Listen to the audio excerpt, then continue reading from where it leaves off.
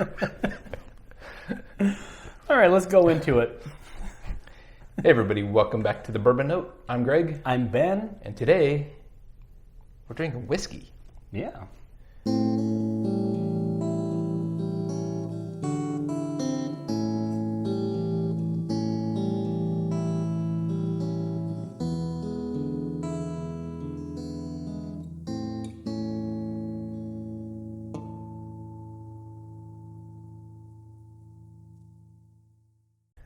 Okay everybody, this is not a bourbon. Not a bourbon. The state of Tennessee wants to make that extremely clear, and I totally get where they're coming from.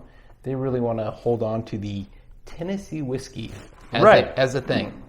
So we picked up this award-winning George Dickel, 11-year bottled in bond. Yep. Well, we should specify. So this is is this a second release? Number 2. Yep. So the previous release was a 13-year, and that was the award-winning one. That one in 2019 won Whiskey Advocate's Whiskey of the Year. And so, of course, when that happened, this kind of blew up and became a hard-to-find thing, and people were looking for it. I picked up a couple bottles. Yep. But neither one of us have had this, so this is going to be new. It's one of those things where it's not rare, but it's not. It's kind of like a Henry McKenna. Yeah. You know, where it's like, it's available enough, but not every place is going to have it. And not obscenely expensive. It's in the $50-ish range. Is that what this one was, 50? It may have been 60, 59, 60, something like that. Really? Yeah. I thought it was cheaper than that. All right, well, I don't remember. Maybe it's not. It's been a while since I picked this up. Let's start undressing this. Oh, yeah.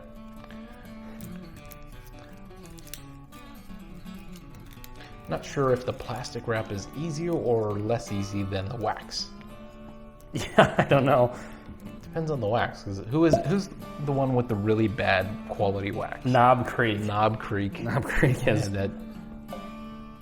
Have a water. Like Maker's Mark, pretty easy to peel the wax off. It's kind of pliable, but Knob Creek it just shatters all over the place. Yeah. Knob Creek, Evan Williams single barrel. Their wax game is strong. Yeah. Knob Creek, not so much. All right, so this is Tennessee whiskey. Has been through the Lincoln County process. It has. Of charcoal filtering. It's 11 years old. Bottled in bond. Ooh, it's got a nice nose on it. It does. Nice little bit of spice, nothing overwhelming. Yeah, it's a nice, well, it's 11 years, so that oak spice is going to come through for sure. Really, that's mostly what I'm getting from it. Oak spice, not over. I mean, it is 100 proof, but I'm not getting like just alcohol burn. So it's got a nice balance of flavors and aromas along with just the pure alcohol. Yeah. All right, let's see what the palate does here.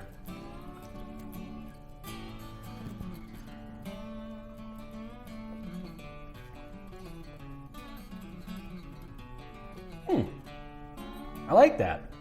I like it a lot, but I'm having a tough time identifying any individual characteristics. I really am too. I mean, I'm getting a ton of that oak spice, which I really like in a bourbon, or a Tennessee whiskey. In this case. Cue the hate mail.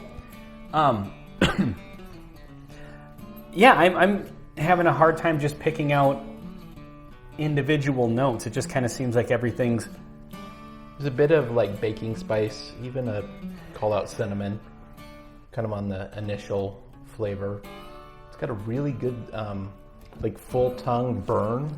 Yeah. But it's light. Like it's comfortable, not oppressive. Really long finish.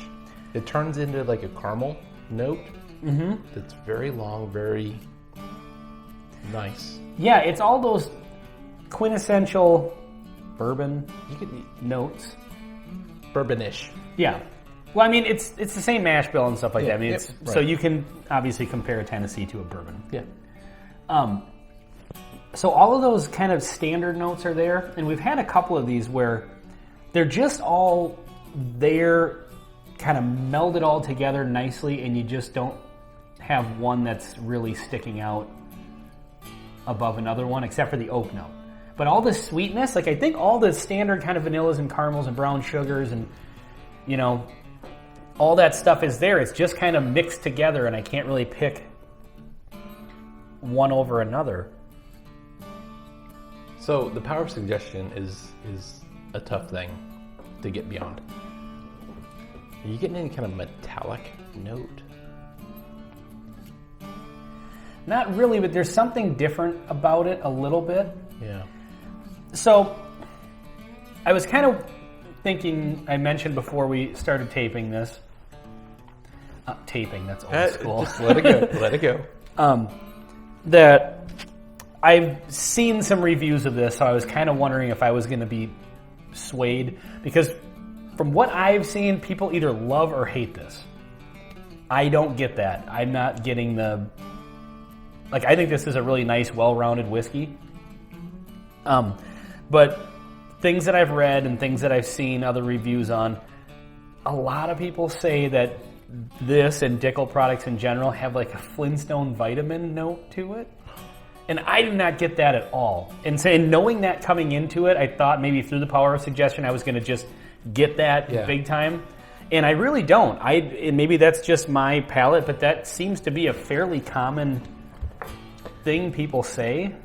So the power of suggestion, again, is a problem. But there is a note that I've been struggling to try to come up with a way to describe. Mm-hmm. I found a way to describe it. Is it really? It really is. Metallic. See, I'm just not getting that. Minerally. It's kind of on the finish. It's a kind of center of your tongue, just a interesting... I was going to say weird, but it's not weird, and it's not bad. It's just the quality of this whiskey provides that particular flavor note. I like this a lot. Like, I'm glad I own a couple bottles, and there's definitely a sweetness on, like you said, on the finish. I can kind of get a second or two later a bit of a, maybe what I'm getting is kind of like a lightly fruit kind of tart note. But I wouldn't say Flintstone vitamin. And honestly, I'm really looking for it. Yeah. And I'm not getting it. So, I mean, usually when you're... Yeah. So it must just not be there for me, but I'm getting a ton of oak. You know? Just for a point of reference, have you ever had a Flintstone vitamin? Oh, yeah. I used to rock those on the daily. Just making sure. Like, no, never had one. That's why I'm a picture of health here in my 40s. I mean, I get winded going up a flight of stairs, but other than that... Well, you had a bottle a day. Yeah. Yeah, I really like that. I mean, there is something different about it that's kind of hard to pin down, but at the same time, it is kind of just right down the middle as well. It's weird. I don't know. It's almost like every other sip, it's something a little bit different. Yeah. So a couple of notes or things kind of stand out for me. Number one, every time I have a bottle of Bourbon, I love it. Like, that is the perfect spot. Like, yes, I do like some higher proof whiskeys. You like a cask strength here and there? Yeah. But 100 proof is... That's a good daily pour sort of proof. Yep. I'm kind of getting there, too, a little bit where the lower proof stuff, it's got to have some extra age on it. Agreed. Yep. You know? Otherwise, it just... You know, the further you get into drinking higher proof stuff, the lower proof stuff just kind of doesn't hit as much. And I really like cask strength stuff. Right. But yeah, a good 100 proof is just a great spot. You know? Yep, totally agree. And the second thing I've realized is we've had a couple of Tennessee products recently. Mm-hmm. And well, mash bill wise, they are bourbons. Politically, they choose to call themselves Tennessee whiskeys, and I totally respect and agree with that. Mm-hmm. Yeah. I think there's something about them that is different. They say that the Lincoln County process imparts no flavor. I don't know. I mean, every one, and I've not had a ton of them, every Tennessee whiskey I've had seems to taste a little bit different. I think I could pick it out as being different in a lineup, and I genuinely like them, so I'm not criticizing that at all. But you know, to be honest, that wood note on this reminds me of, we recently had some Jack Daniel's bottled in bond. Mm-hmm. And the wood note that I'm getting, that oak note, really reminds me of that. Yeah. You know, the Jack Daniel's bottled in bond, I'm sure, is not quite aged 11 years, but... I would guess not, but... But yeah, it's prominent on this one, too, and it's in the same family, for sure. And that could be power of suggestion as well. We know they're Tennessee whiskeys, so we're looking for that common thing, but... Yep. I gotta tell you, I really like this. this kind of, like I think I said before, people either love it or hate it from reviews that I've seen. But I have no problem drinking this at all. No problem. Like, this may not be my absolute favorite. I don't even know what my favorite whiskey would be. I don't think it's impossible. Yeah, it's impossible. Yeah. But I like this a lot. There is one little hint of a note that I think is distinct, and I would describe it as metallic. And I'm not sure what really causes that, but it's kind of unique and an interesting experience. But I really like this a lot. There is a light, like I said before, like a light, that kind of fruit, but it almost it's like a candy fruit, like a fruit flavor, not an actual, you know what I mean? Like a... Are you saying fruit flavors and not actual fruit? No, it's not real. They make them like that. So like a fruity piece of candy. Yeah. And maybe that's what people get that Flintstone vitamin note out of. I'm personally not getting that, but it's really light. I mean, I think I'm noticing it because I'm looking for it.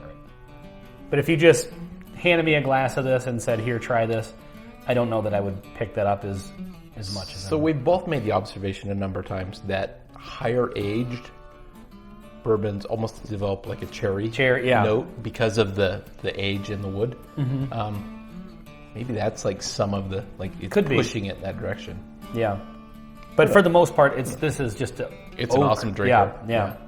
Yeah. I really like this. I'm going to get a bottle of it for sure. I would recommend picking this up for a decent price. I think I've seen this in the 45 range. You said maybe 50. Maybe that's what it was. Yeah. So, this is good bourbon. Good whiskey. 11 years old, bottled in bond. I mean, it's tough to go wrong with that. It's hard to mess that up, and they definitely did not. All right. Well, this has been George Dickel, bottled in bond, 11 year. Let us know what you think in the comments. Yeah, but you know what we should probably say in our videos is please comment and subscribe and like. Everybody says that. I know. Everybody knows. If you're watching this video, you know you've been pressured into subscribing. Do it if you want it. Don't do it if you don't want. Do it. All right. Anything more to say on this? All right. This has been the Bourbon Note. I'm Greg. I'm Ben. Cheers.